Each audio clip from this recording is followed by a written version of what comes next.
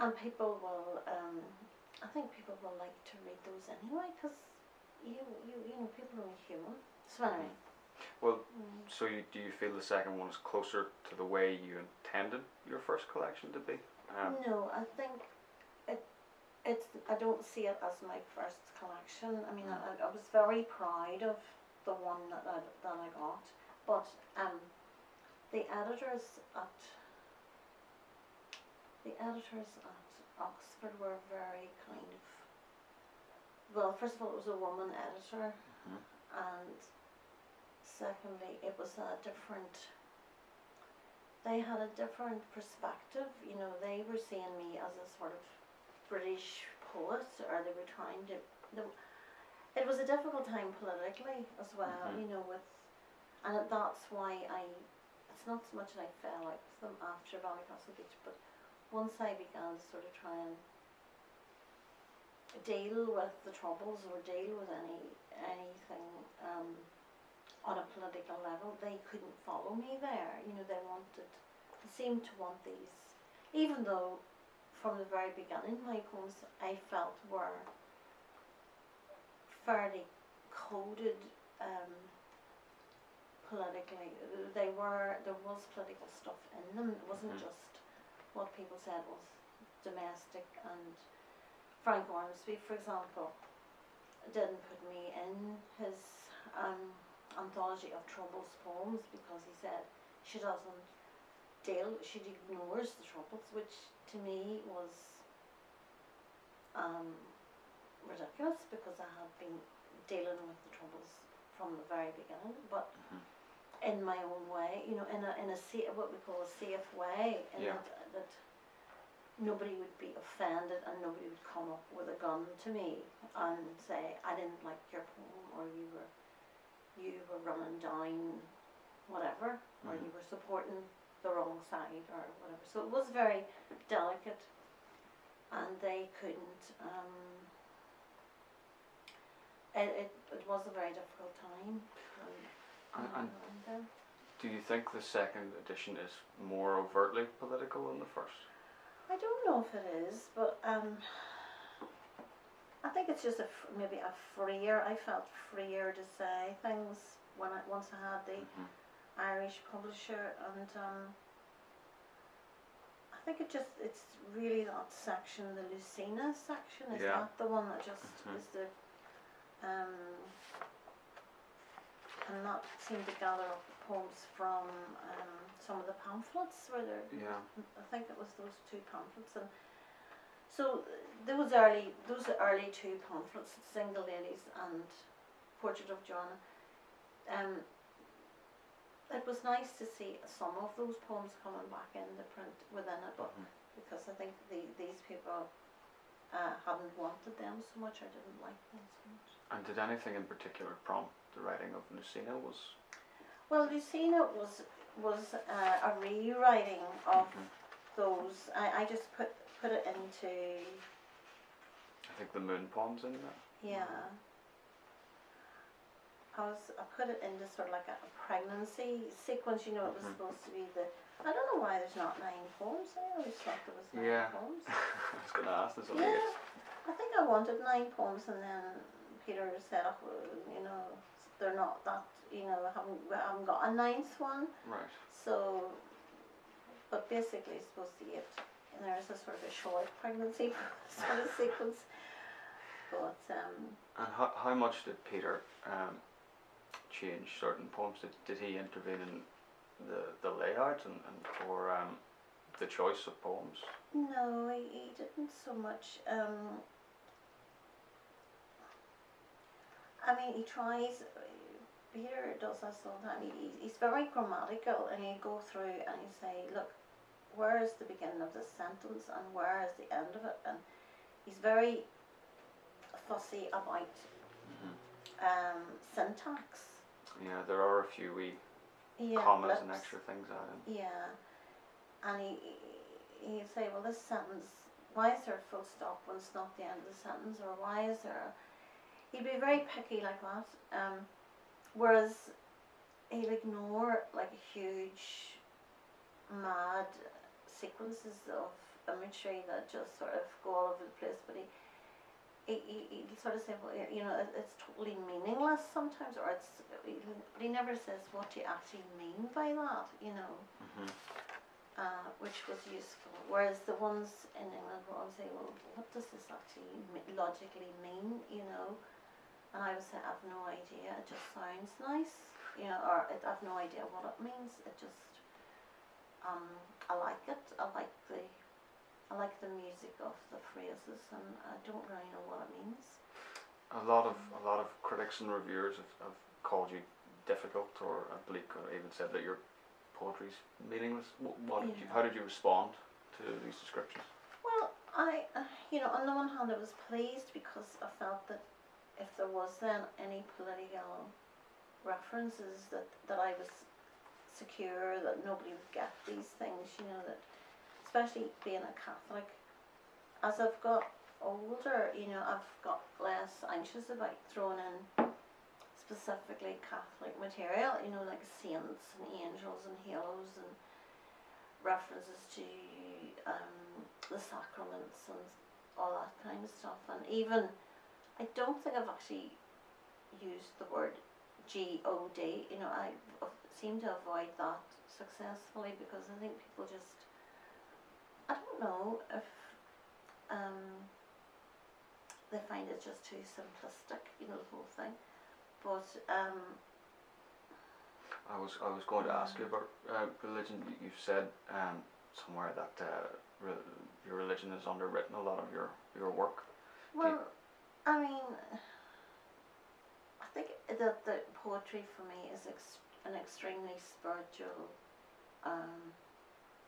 quest. You know, I think it's my journey as a person in my life, and for me, my poetry is not professional career. It's like it's more like a mystical search. You know, is it like and it's becoming more and more like that. You know, it wasn't always like that, but it's becoming more and more that I am looking for metaphysical answers and looking for solace and looking for wisdom and looking for a connection between my early upbringing in the faith and that which I rejected. I rejected it in my 20s because I just couldn't hack it. I find it too narrow and too difficult, and then I came back to it again, but because that time was too dark, that time it became really impossible. I find it impossible to live in a secular way. So one of the earlier poems in the first edition is Problem Girl, and you've a line there, the I in Problem Girl is a sitter out in a darkened room. To what extent did you feel isolated from a poetic tradition or from a community? Well, we were brought up in a very rigid kind of community. I was brought up in my father was the teacher in the local school, and we lived here in the next street, and we walked from, my life was circumscribed by walking from my house to the church or to the school, and that was it.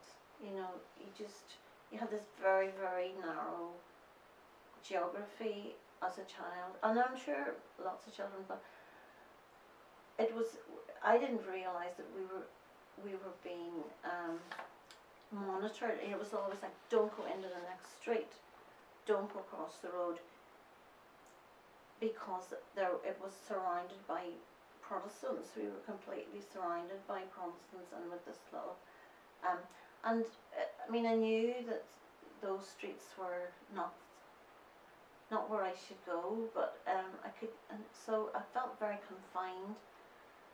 and I think that affected all of us, that we were sort of very frightened all the time, always very frightened of putting the wrong foot and not knowing. I mean, they didn't really say to you. My mother and father didn't really explain why, but there was this. I did feel I grew up in a ghetto, really, because the only freedom then we had was when we got in the car and got out of those streets and went to the Glens of Antrim, and then that's why Ballycastle Beach was this terrific. It meant freedom politically as well as culturally and everything. To me, it was just like breathing. So I was sit out in a darkened room. I think that kind of would refer to that kind of feeling excluded, and it was always winter and it was always cold, and these streets were really it was quite depressing. And then the church, you see, the church had this huge natural excitement for you, because you went in there and there were actually flowers and candles and colours and stained glass windows and warmth and music and events, like, you know, it was all ritual. So all of that was very attractive, because the actual house and the school were very limited, I felt, you know, until of course we got television, and then that lit up the scenery a bit. Yeah. Well, I was going to ask. I thought that the second edition is more open than the first. And you have a poem in the first, like admiring the firs, where you've checkpoints, and then in the second one you begin with smoke and this. I'm unable to contain myself. Yeah, I mean, I could tell you that a lot of the changes which I made were because when I read it over and studied it, and I realised that I'd stolen a lot of stuff from Paul Muldoon. I'm not unable to contain myself. I mean, I've had read that in something Paul had said, and the one you were talking about, the end of that year. Yeah. The grass is no bed after dark. His Indians on Alcatraz, I think, ends with that phrase. But every morning leaves me grateful for the fact that they never attack after dark. Is the very last. So when I you know, I sort of hadn't realised that, or else maybe when I wrote it, it didn't annoy me so much. You know, I probably subconsciously knew that it was a tribute to Paul, or that it showed that I mean, Paul was the person that I just adored. I mean, Paul's work, his early work, and it was him that I was probably most influenced by, rather than Kieran Carson or Heaney, really, or Michael Longley or Derek Mahon. Paul. Paul Muldoon published Smoke, didn't he? As I can't remember what it was called, contemporary Irish. Yeah, in his he put a lot of my poems in his Faber anthology, which again was terrific. I just felt Paul had a huge feminine side to him. Paul seemed to understand women more than the rest of them. I mean, I felt the rest of them worshipped women and, you know, related to them, but that Paul actually had a feminine dimension to him, you know, and, you know, that's what made his work more meaningful to me. I just felt that he included women more. Although he could also be quite nasty about them too, because, you know. Well, that brings us to the question of gender. You've stated in other interviews that your construction of the poem feels particularly feminine, like embroidery. but that the grammar of the English language, its order is foreign to you. Right. Do you view the English language as predominantly masculine? And is there a conflict in writing poetry in English, or is that a false antithesis? Yeah, I tend to put in a lot of Latin words or Latin rooted words, because I find like maybe the Anglo-Saxon, and then there's the French dimension as well. Paul, I think, would love all that Norman vocabulary, and Heaney seems to love words like dug and stick and a lot of very mucky kind of rural words, eggs and things. And I don't mind those, but I'm always contrasting them with these, and so are they, you know, to be honest. I think English is very, very, well, it's the only language I have, really, but I think that it can be a bit colonial, you know, like the word leeches there now in a Colnagat, like leeches is not an English word, or it's maybe an English form of is it a Chinese word or something? Yeah. But I love those kind of words that English has appropriated, but they've appropriated so much that their language is not English at all, really. You know, even the word champagne or and then I liked making up new English words, you know, I liked making up like I very often will use you know, like the flower master, I'll use a noun and then another noun and make it into an adjective for it. I seem to do that quite a lot. I'm trying not to do that so much, but I think I did do it over much. On something slightly different, do you think that only a woman could really understand your poetry? Is this something that's been said? Yeah. Well,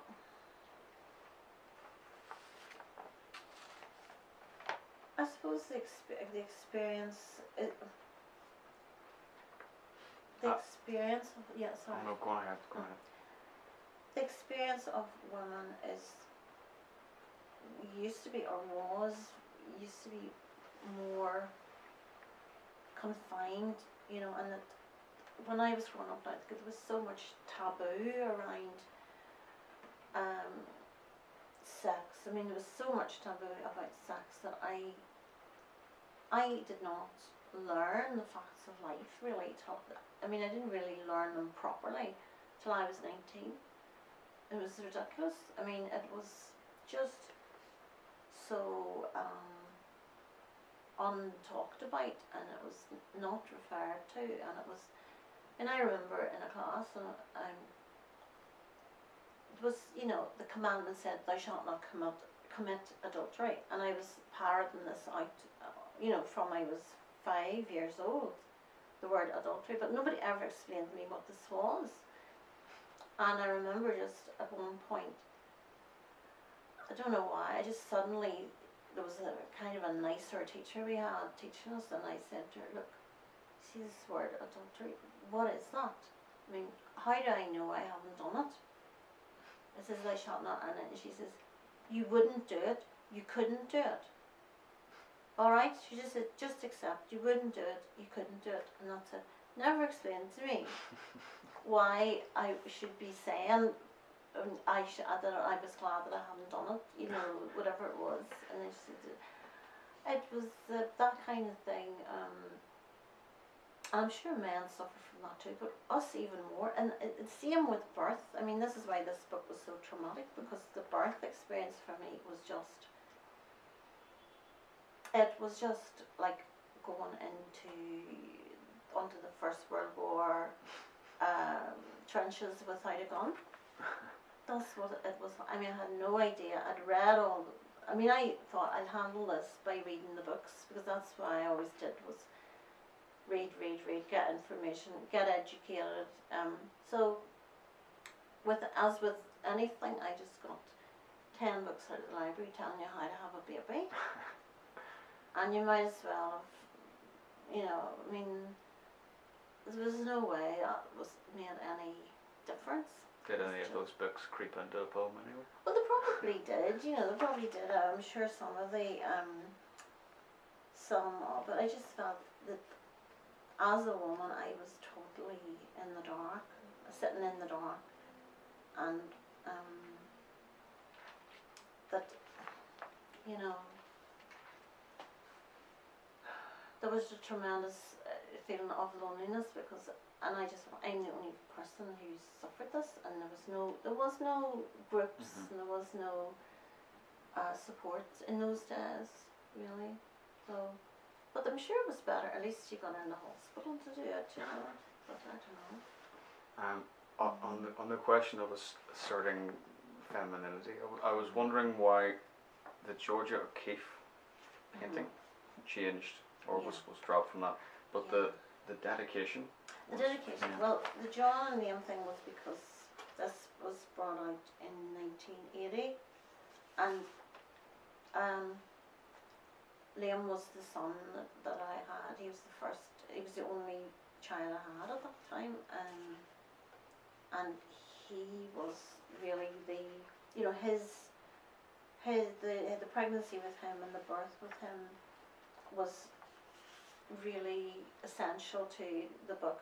For example, because basically, well, and of course my husband and that marriage was also was only when I got married really that my poetry began to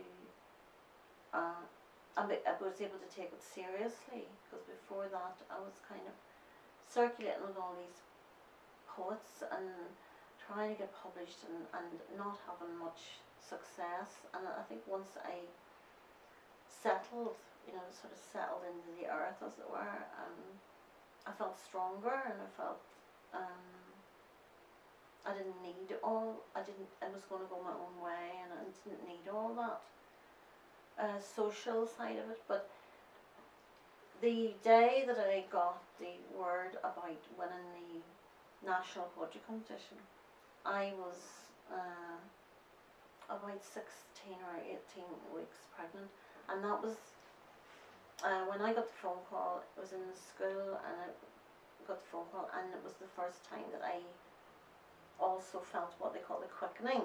The baby that I was carrying suddenly moved for the very first time at that point. So the two things were very simultaneous for me. The birth of the existence of this child, the creation of this child, and of course the father of the child being part of that. I wanted to include him, that he had given me the child in the first place, and the fact that it had coincided with this huge change in my life where I had won this competition, and that was incredible. If I hadn't won that, I wouldn't be sitting here. It was just such an amazing thing. So what do you think about a poet revising a poem or a collection?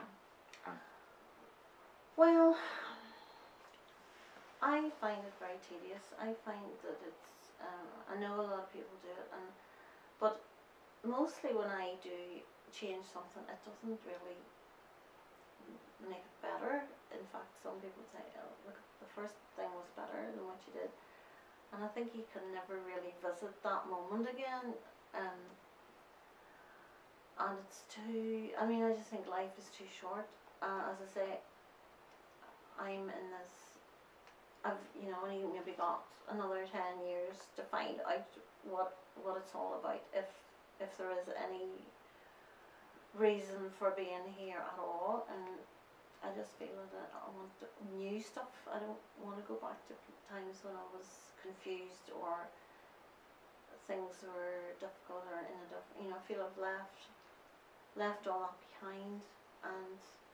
But I think a lot of people, especially maybe men, do think that when they were in their prime or when they were young, men when they're young seem to be better poets sometimes than when they're older. I think Paul Muldoon's early poetry is is just magical, and some of his later stuff I wouldn't be so, so sure about. But I just sort of feel, well, I have to refine it with every new poem, and I'm just addicted to new poems. I mean, I'm really addicted to them, whether they're, and then people are always asking you for new poems. They don't want old revised stuff, so it's something that I'm not attracted to very much, unless Peter says you have to do this and he wants you to do this, and I'm not publishing it unless you do, in which case, alright, What do you think of Eliot's notion that you can appreciate a poem without entirely understanding it? Oh, absolutely. I think you can.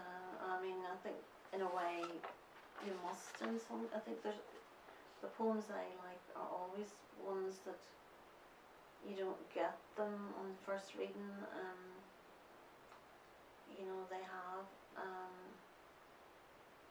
They have this mysterious quality to them. And it's because of the language.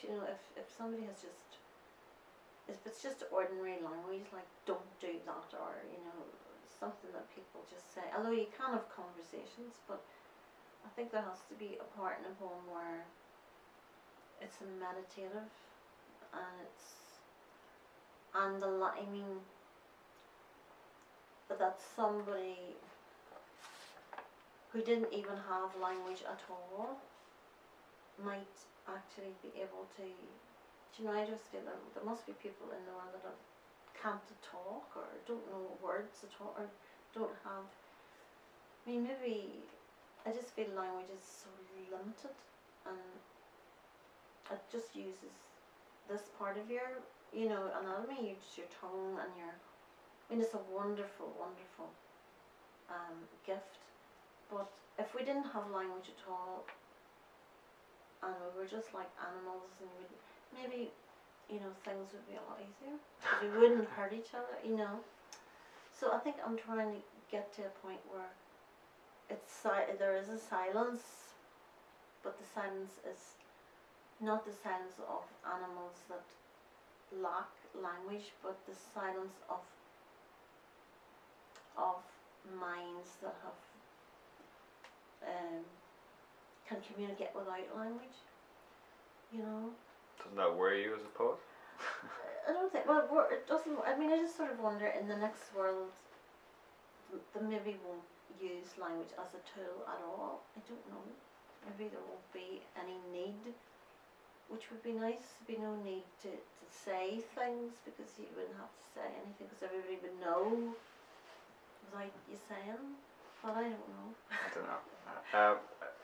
In this world, you're known for borrowing from lots of other people. A specific stealing.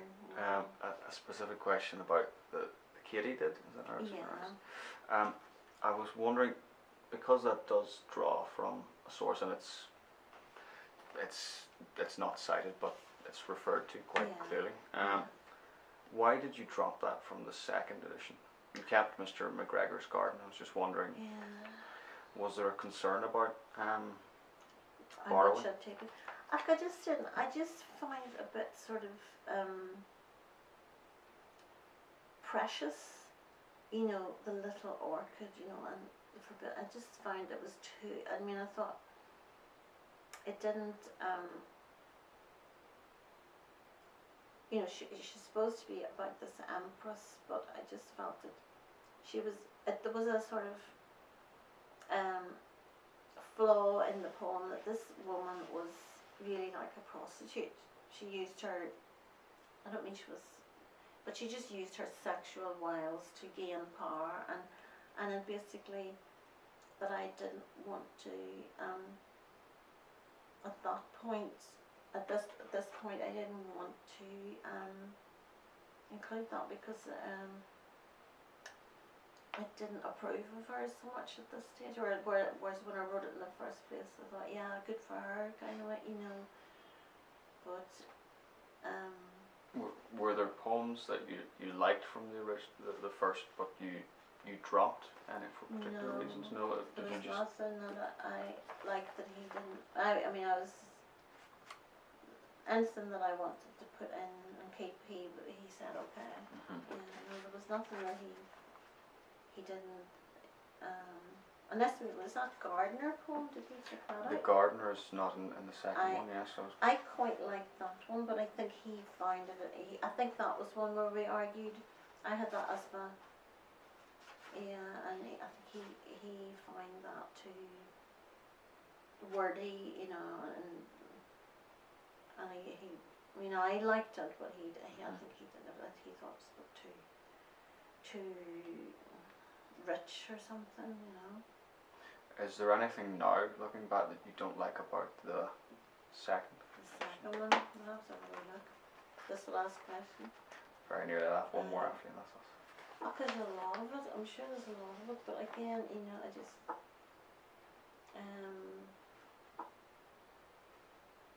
I mean, there's those big long narrative ones, the Truth Room, but see that the Truth Room was quite political, because the Truth Room was where they were doing the torture in Castlereagh, you know. That's what the Truth Room is. Oh, okay. And it was really, you know, about, it wasn't about that, but it was, I was referring to, you know, even though I was referring to the outrage of people being taken in there and just tortured, but it doesn't, I think it, you know, in that sense, it doesn't meet the title, you know, because people will read that and say, I don't get any political stuff, although still it bends its dead heart to the light. There's something in there, but, and I like that phrase about the heart of a tree being dead. But it was such an awful time that, you know, and even that, the murder, the Derry murder, you know, that was referring to the murders that were every day, you know. And the soil map was also, yeah. Okay. Right, well, I think that's pretty much it. I'll ask you one last question. It's not really that serious. What are your favourite poems from either? From either. Well, I'm very fond of the Ants poem.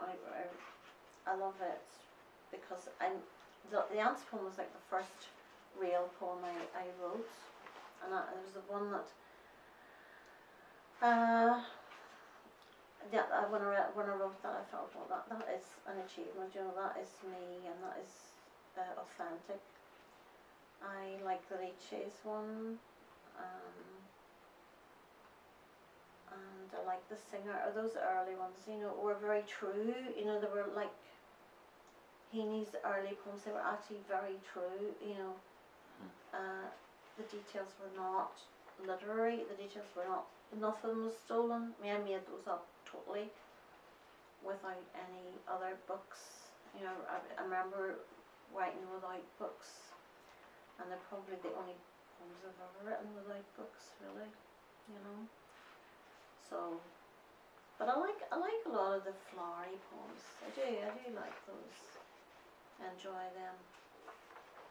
Okay, well, I think that's us. Thank you very much. Thank you very much, Phil.